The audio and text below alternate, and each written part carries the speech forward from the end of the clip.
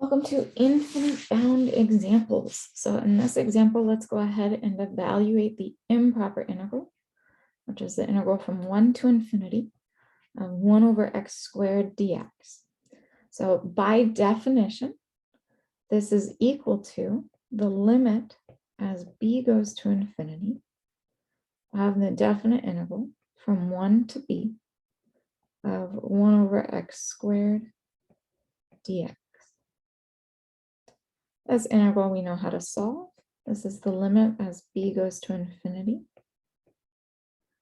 1 over x squared is x to the negative 2. That goes to a negative 1 over x. We would have negative x to the negative 1. Evaluated at 1 and b. So we are looking at the limit as b goes to infinity of negative 1 over b minus a negative 1 over 1. As b goes to infinity, negative 1 over b goes to 0. And so we wind up just getting 1 as our answer. So the first one goes to 0 plus 1, and we get 1 as our answer for that definite integral. Next up, let's go ahead and evaluate the improper integral from negative infinity to, oops, I apologize. That should have been a negative infinity to a negative 1.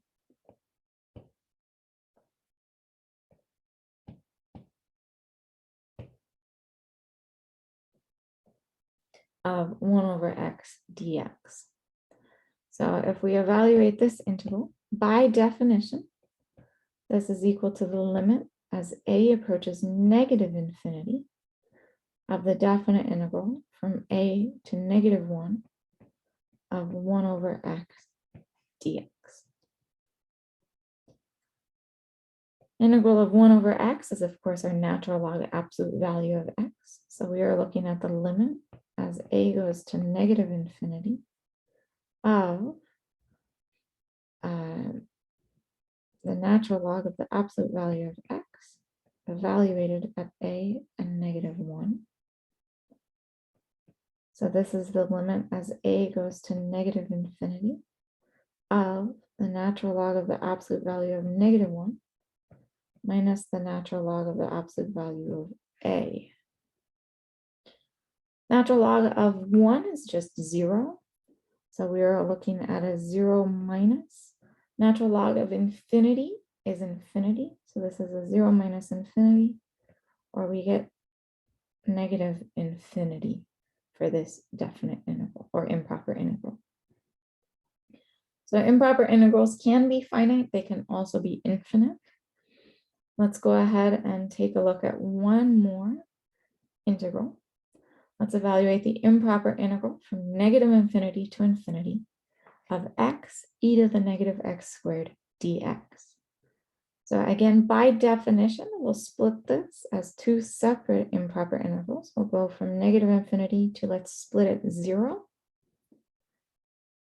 x e to the negative x squared dx, plus the improper integral from 0 to infinity of x e to the negative x squared dx. That then we can write with two separate limits. We take the limit as a goes to negative infinity of the integral from a to 0 of x e to the negative x squared dx. And then add on the limit as b goes to infinity of the integral from 0 to b x e to the negative x squared dx. I'm just going to make a quick comment here that we split the integral at any x value.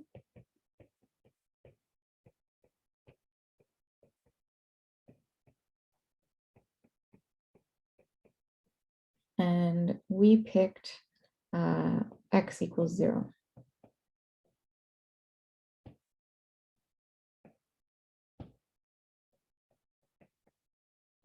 And so we just split our integral. We could have picked any x value we wanted.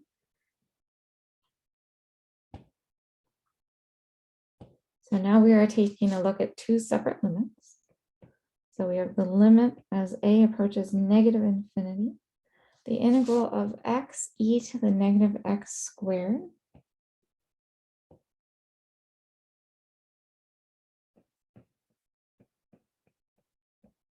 dx is perfectly set for u substitution. If we set u equal to negative x squared, then we have our du is equal to a negative 2x dx, and therefore x dx is a negative 1/2 du. So we are looking at our integral is the same thing as the integral of e to the u times a negative 1/2 du. So we get negative 1/2 e to the u plus c, or negative 1/2 e to the negative x squared plus c. So for our limits, we are looking at the limit as a goes to negative infinity of negative 1/2 e to the negative x squared, evaluated at a and 0. And then we will add on the limit as b goes to infinity of, again, negative 1/2 e to the negative x squared, evaluated at 0 and b. At first limit, we are looking at the limit as a goes to negative infinity of negative 1/2 e to the 0th plus 1/2 e to the negative a squared. And we are adding to that the limit as b goes to positive infinity of, we had negative 1/2 e to the negative x squared evaluated at 0 and b. So we have of negative 1/2 e to the negative b squared. And then we are adding on or subtracting off negative 1/2 e to the 0th. At this point, this becomes negative 1/2 e to the 0th is just negative 1/2. Then we have plus 1/2 e to the negative infinity goes to 0. Then we have plus, again, we would have a negative 1/2 e to the negative infinity goes to 0. And then we have plus 1/2. So in this case, it turns out that we just get 0 as our definite integral. If we look back at the original function, x e to the negative x squared is an odd function. So it makes sense that since we have a symmetric integral, we're going from negative infinity to infinity, that it would cancel itself out to 0. So this is these are our sort of 3 cases of improper integrals where we have the continuous function, but with infinite bounds. In the next video, we will take a look at the case where our integrand is unbounded, where we have our vertical asymptotes involved.